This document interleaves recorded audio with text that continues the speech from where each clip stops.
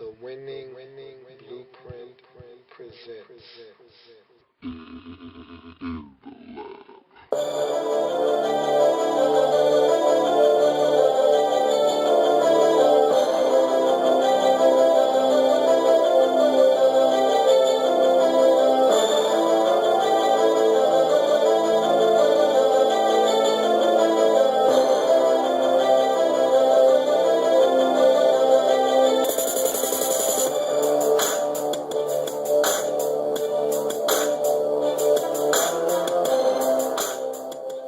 In the lab room. Happy Thursday to you all.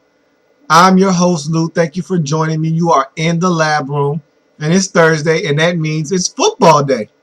So we have a NFL matchup tonight on Thursday Night Football on NFL Network between the Pittsburgh Steelers and the Tennessee Titans. Titans are 1-4 on the season. Meanwhile, the Pittsburgh Steelers coming off of a big win at home a week ago against their in-state rivals, the Philadelphia Eagles, are 2-2. They've evened up their record, and they're looking to try to ascend in that AFC North division. And so the Steelers right now, they have to play good football. The Ravens are the trendsetters in that division. They're the pace setter. They're at 4-1 right now, and the Steelers just want to stay in arm's reach of the Ravens so that if the Ravens were to falter, they would be there to catch them. They haven't played the Ravens yet this season. They don't play the Ravens until later on in the season, and they played them twice in a matter of about 4 or maybe 5 weeks. And so those games are going to matter, and the Steelers want those games to matter, and so they have to start winning ball games and winning them soon. And so that win last week against the Philadelphia Eagles was big for the Steelers. Steelers coming to this game still a very banged up football team. They got healthy during their bye week, and they called the troops back in after the bye week, calling back Troy Polamalu, James Harrison, and Rashard Mendenhall back to the lineup. But Polamalu re-injured his calf muscle in that game, left early, and is not going to play tonight in the Thursday night matchup against the Titans. Neither is Lamar Woodley. Seems like they can never have a full complement of their players. And on defense, it seems like Harrison and Woodley play tag team. 1 minute one is in the game, the other is not. And so they're never at full strength. It's hard for this defense to get on the same page when they're missing key starters at different positions on this defense. This defense is the catalyst for this team. Although you can argue the Steelers this year have been very dependent on the offense. Ben Roethlisberger and that new offense headed by offensive coordinator Todd Haley has looked slightly different this year. A lot of short passes, a lot of Ben trying to get the ball out of his hands quickly. Again, it's still Ben Roethlisberger, so you're still going to have that backyard, school football mentality where he's going around, breaking tackles, prolonging the play, and trying to make something happen well after the play should have been over. And so you're never going to lose that element with Ben Roethlisberger. He's just that kind of quarterback. But there's been an emphasis to get the ball out of his hands quickly, and you can see that Ben Roethlisberger has been a better quarterback because of it this year. Probably a higher completion percentage. He's been very accurate with the football, and I think the Steelers have looked pretty good on offense to this point, but that running game had been lacking with the absence of Rashard Mendenhall. Now he's back in the fold. He looked really good last week against the Philadelphia Eagles, and they're going to need him moving forward. He's listed on the injury report as probable. So is James Harrison. I expect both of these individuals to play. And the Steelers need Rashard Mendenhall in the swing of things. Watching the game last week and watching them the previous 3 weeks they had played, it's apparent that Rashard Mendenhall is a bigger part of this offense than I gave him credit for coming into this season. I really thought that Isaac Redman would be able to establish himself as someone that the Steelers could rely on to give the ball to, 17 to 22 times and not miss a beat without Rashard Mendenhall. I thought his role would be diminished once they realized that Isaac Redman could be a starting running back for them and not be explosive, but get the tough yards, get what was there, and make some things happen. I realized, though, in his absence, in these first 3 weeks of the season, that Rashard Mendenhall means a lot more to this offense than I was giving him credit for. Isaac Redman is not a starter in this league.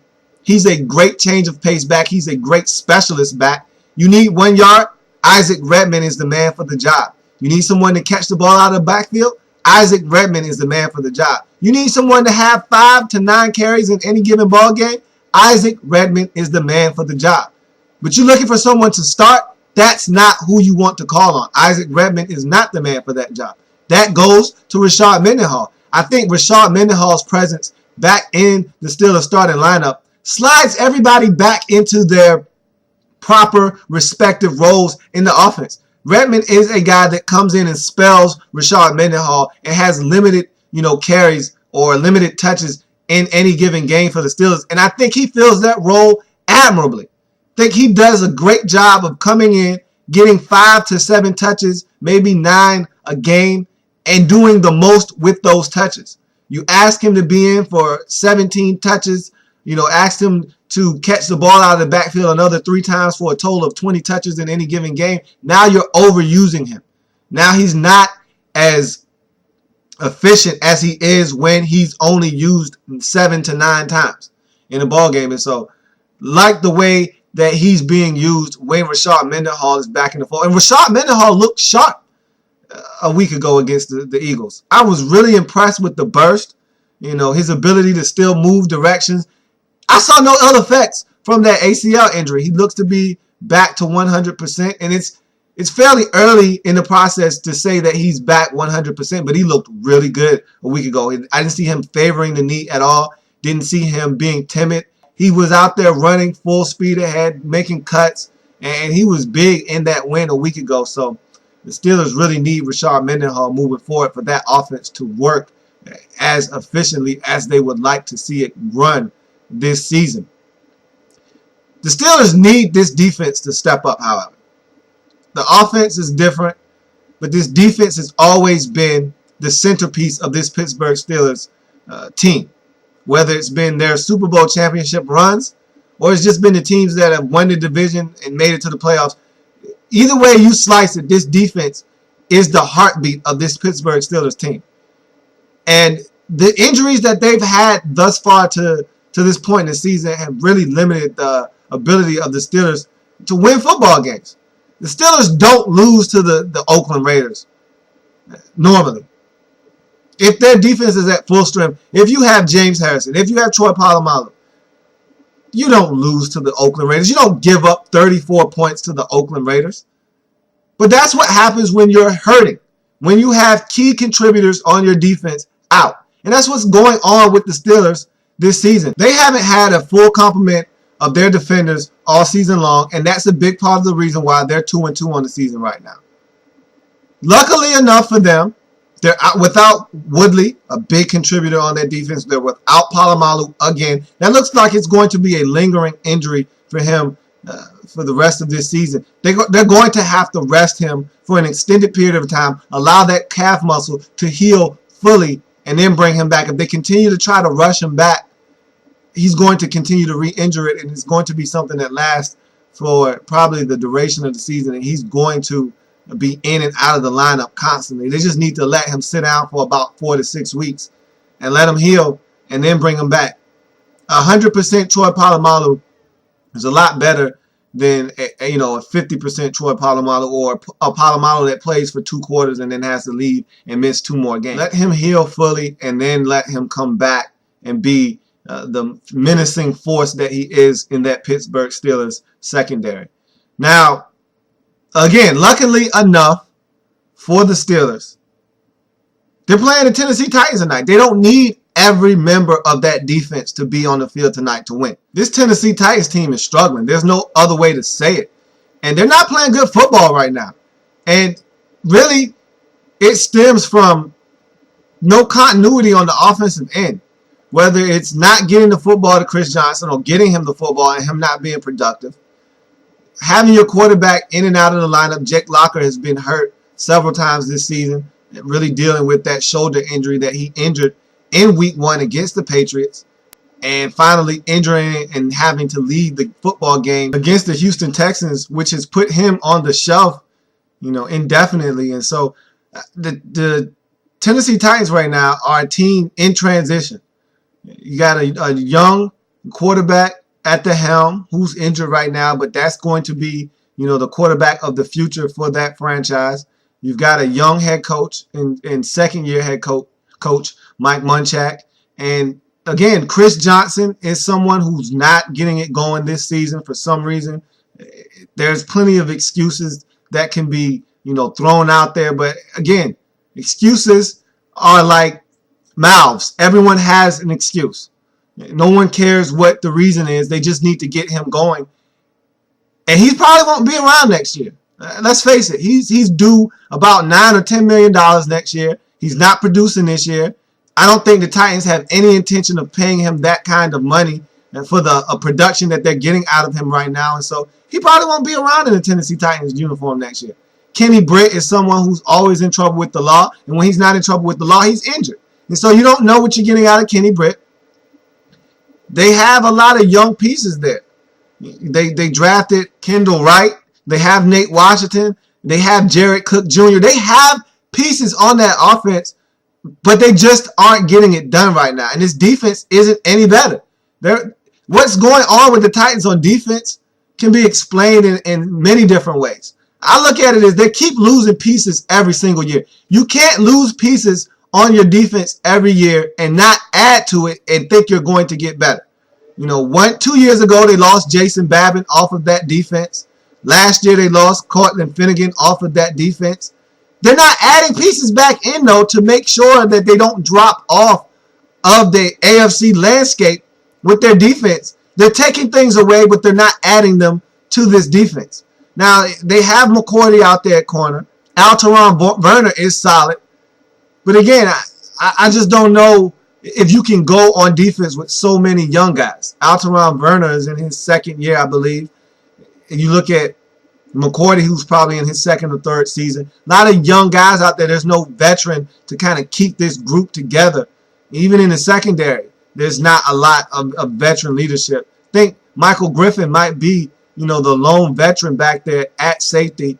And he hasn't even been in the league that long. It's a lot of young pieces on that defense. That whole defensive line, it's youth. It's all young guys, with the exception of maybe a Dave Ball or someone like that. It's a lot of youth on that defensive line. And so I think that's where a lot of the mistakes are coming from. It's a lot of youth. Even the linebackers are young.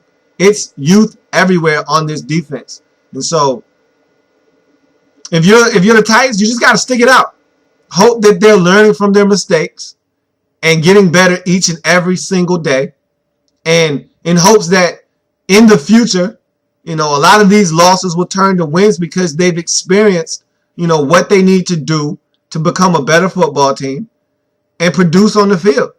But right now, they're going through that transitional phase where they're just making a lot of mistakes. They're not making plays. And a lot of times, they're not even in ball games.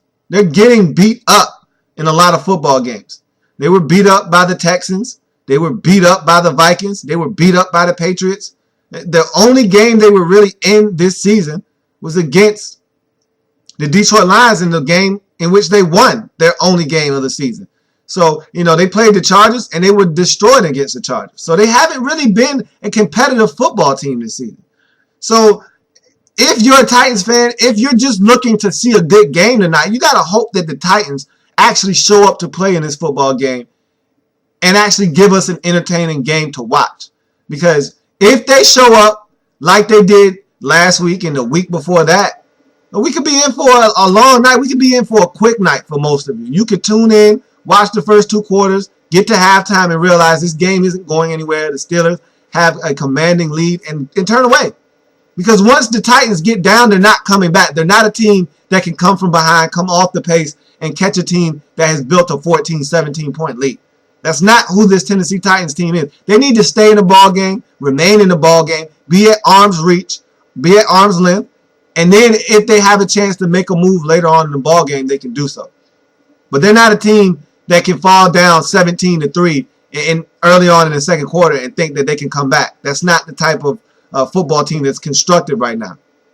So this Titans team has to play it close to the vest. They need to be able to run the football, control the clock a little bit, pick up first downs. Don't allow their defense to be out on the field, for long periods of times in this football game, because if this defense is put on the field repeatedly over and over again because the offense isn't sustaining drives, the Steelers are going to win this football game going away. And the Titans need some kind of confidence. They need to feel like they have a shot. If the Steelers jump on them early in this football game, 14-0, 10-0, 13-0, the Titans are going to go into a shell, and this game is going to get out of control. But if the Titans can find a way, get on the board early, and whether it's a field goal, touchdown, it doesn't matter. Just find a way to get on the board early, get a little bit of confidence about yourself. Maybe they can hang in this game and make it a competitive football game for 4 quarters. But if this Steelers team comes out, exerts its dominance over this Titans football team, plays that hard-nosed, smash-mouth type of Pittsburgh Steelers football where they play that smothering defense and allows Ben Roethlisberger and his offense to get on the field and get in a rhythm and score points, the Tennessee Titans are probably not going to hang around in this football game for long. It's funny because I really don't see the Steelers being in a position right now in their current state to just blow someone out. I don't think that's how the Steelers are playing football right now. They're just looking to score points whenever it's possible and, limit you on the defensive end. And if they can score 24, 27 points, they're happy with that. That's normally going to be a win for the Steelers. That's why that Oakland Raiders game was an aberration, because if the Steelers scored 30, 31 points as they did against the Raiders, that's normally a win. And that's what they're going to look to do tonight, score 24 to 27 points and just hold the Titans down. The Titans aren't a team that's going to be explosive. That game against the Lions, again, just like the Steelers game against the Raiders, was an aberration. They're not a team that's going to score 44 points often. I mean, many teams in the league don't score 44 points often, especially the Titans. They're not going to do that often. I tell you one thing, though. The Tennessee Titans are a different team at home. When they're on the road, you get them early, you get on top of them, they're down, they're done, and they're out of it. But at home, they're a different football team. They hang around at home. They make plays at home. And so, with the crowd on their side tonight, it being a primetime game on NFL Network, everyone's watching, all eyes on the Tennessee Titans and Pittsburgh Steelers. They have the stage to themselves. Maybe the Tennessee Titans will step up tonight and make this a competitive ball game. I think it'll be, for the most part, a very competitive football game. I don't expect the Titans to just come in here and lay down for the Steelers, allow the Steelers to jump on top of them early and not respond. Even if the Pittsburgh Steelers get a 10-0 lead, I see the Titans hanging around, making this one of those classic Tennessee Titan football games where they lull you to sleep. You wake up in the fourth quarter with about 6 minutes left and realize, what's going on? I'm in a dogfight with the Tennessee Titans. And I think that's what's going to happen to the Steelers tonight.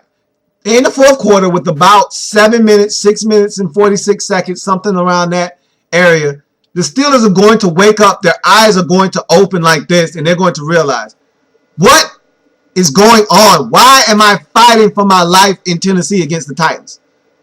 They're going to score a touchdown. At that time, the score is going to be something like 17-13. Steelers. And then they're going to wake up, realize, I should not be struggling with the Tennessee Titans. They're going to go down, score a touchdown, extend their lead to 24-13, and that's where the game is going to stay. That's where it's going to remain. The Steelers are going to beat the Tennessee Titans tonight, 24-13, to run their record to 3-2, drop the Titans down to 1-5 on the season. This Titan team needs a win badly, but I don't see them getting it against this Pittsburgh Steelers defense and this Pittsburgh Steelers team in general. I think Ben Roethlisberger and this offense is doing just enough on the offensive end to win football games. They did it against the Eagles a week ago. And I really thought that penalties, and it was a sloppy game a week ago against the Eagles. A lot of penalties, stopping long runs by Mendenhall and bringing those back. A lot of turnovers and just bad play by the Steelers. I thought they made a lot of mistakes in that game. Luckily for them, the Eagles made more mistakes than they did, and they were able to capitalize off of them, or at least take advantage of the fact that the Eagles were not playing the best of football in that game. And so the Steelers were able to hang in, and at the end of the game do just enough, take the ball down the field, as Ben Roethlisberger has made a living doing in the National Football League, staying around, hanging around, and at the end, taking his team down the field on a last, minute drive for a victory. That's the MO of Ben Roethlisberger. If you know nothing else about Ben Roethlisberger, is that he's clutch. You give him the football, team down 4, he'll go get you a touchdown. You give him the football, team down 2, he'll go get you a field goal. Whatever you need late in the ball game with the football in Ben Roethlisberger's hands, chances are he's going to go and get it done.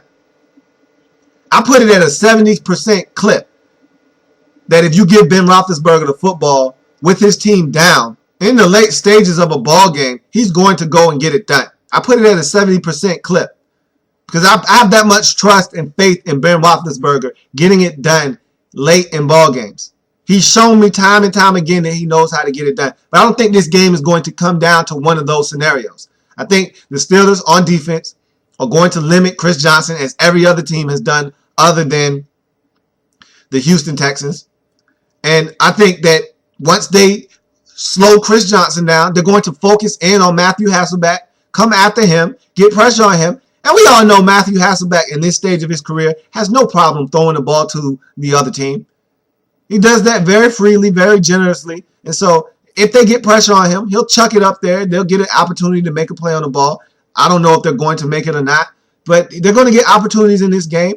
And if they take advantage of that, I think they'll be able to hold the Tennessee Titans to 13 points and give their offense every opportunity in the world to extend that lead out far enough to where this game doesn't have to be a nail-biter at the end. Steelers 24, Tennessee Titans 13.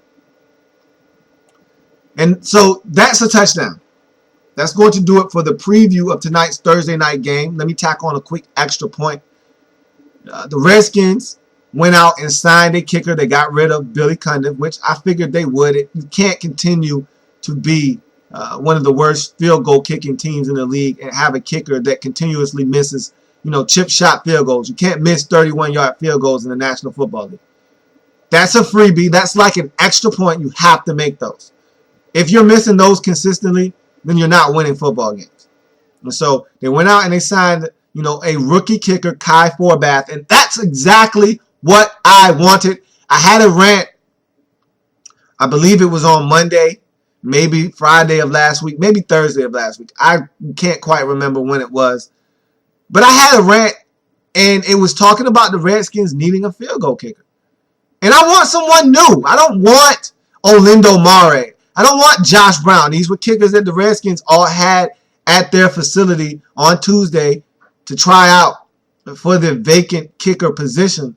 I don't want one of those guys. I don't want a 34-year-old kicker. I don't want a 37-year-old kicker. I don't want someone else's recycled garbage.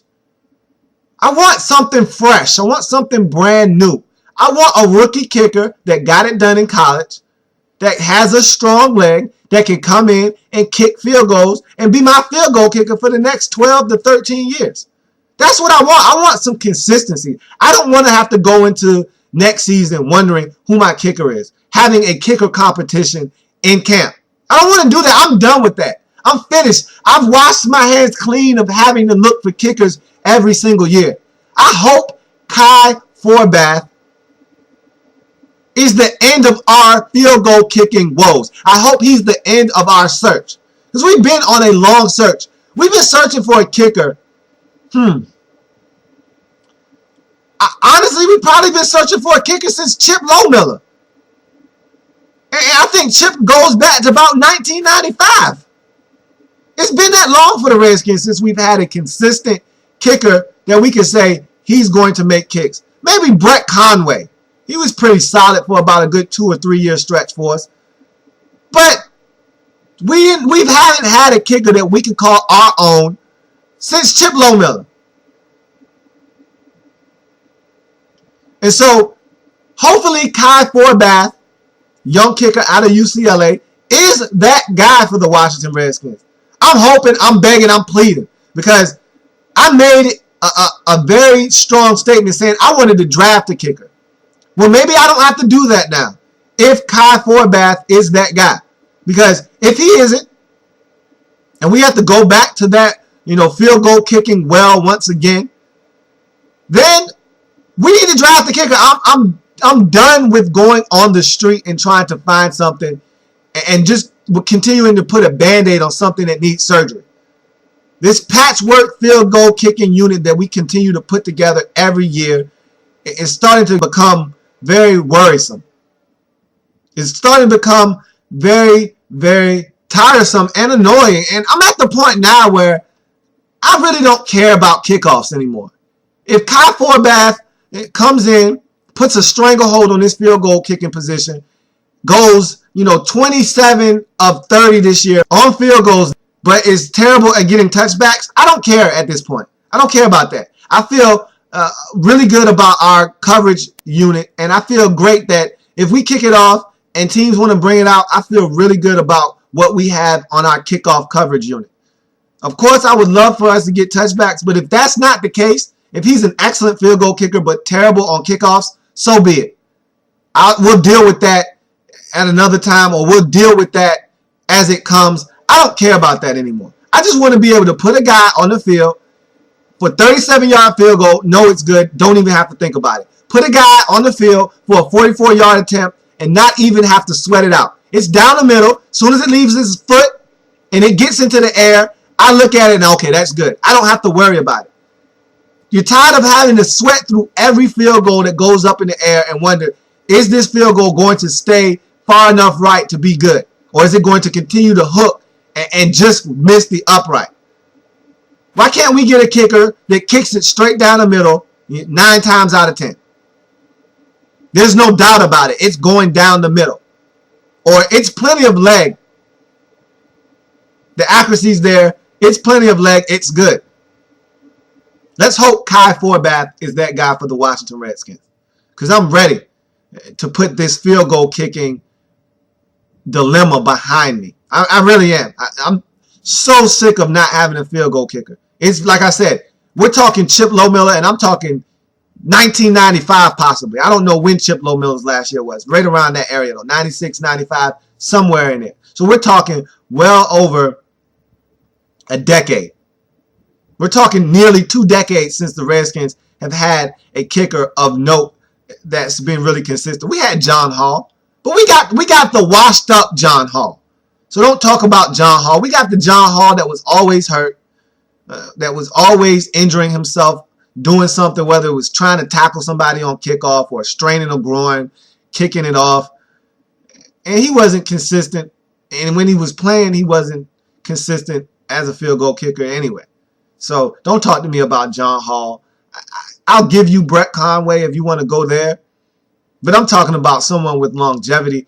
And Chip Lohmiller was a flash in the pan too. But he was our flash in the pan. And Chip Lohmiller knew how to get it done. So give me somebody like that. Let's hope Kai Forbath is that guy. And that's going to do it for today's episode of In the Lab Room. I thank you for joining me today. And I hope you enjoyed tonight's game. I hope it's an enjoyable game because right now, the way the Tennessee Titans have been playing, I don't know about this game being enjoyable. This might be one of the ones you just have to stomach. I know when I saw the preview for it last week and I saw who was playing, I was like, oh, man, come on. You've been doing so well on Thursday Night Football up until this point. You know, the last 2 games, and I was excited for last week's game. You know, as I watched it, I realized this game is garbage. But I was excited coming into that game. But this game has the potential to end up a lot like last week's game. One of those games where you're watching and you're like, man, this stinks. This is trash.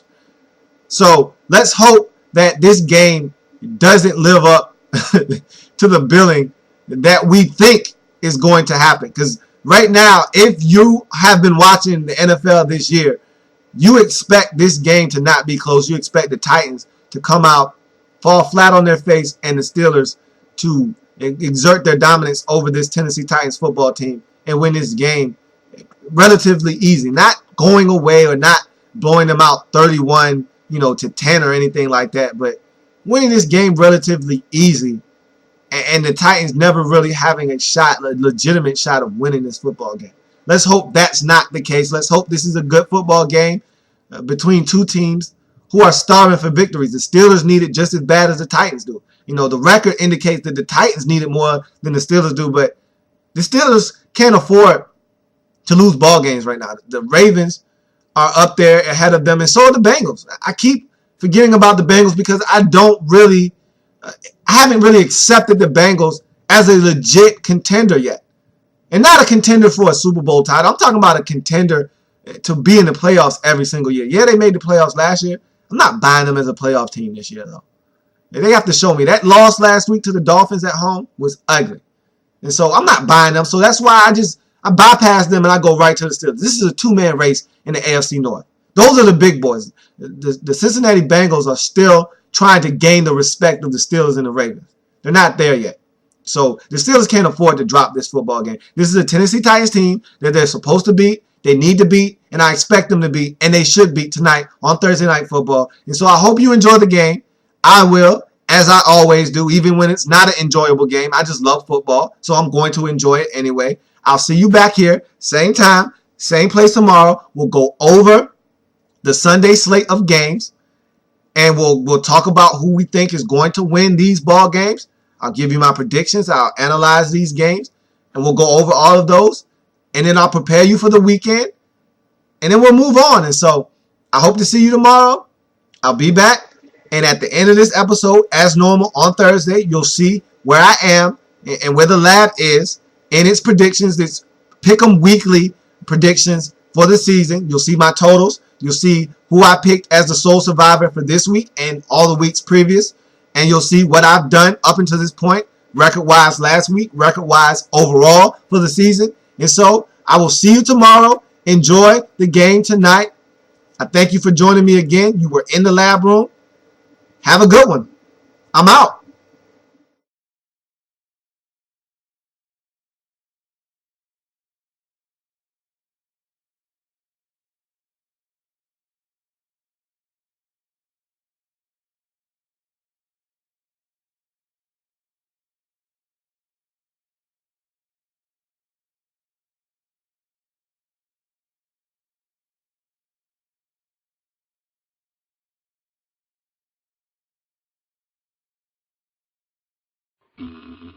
do,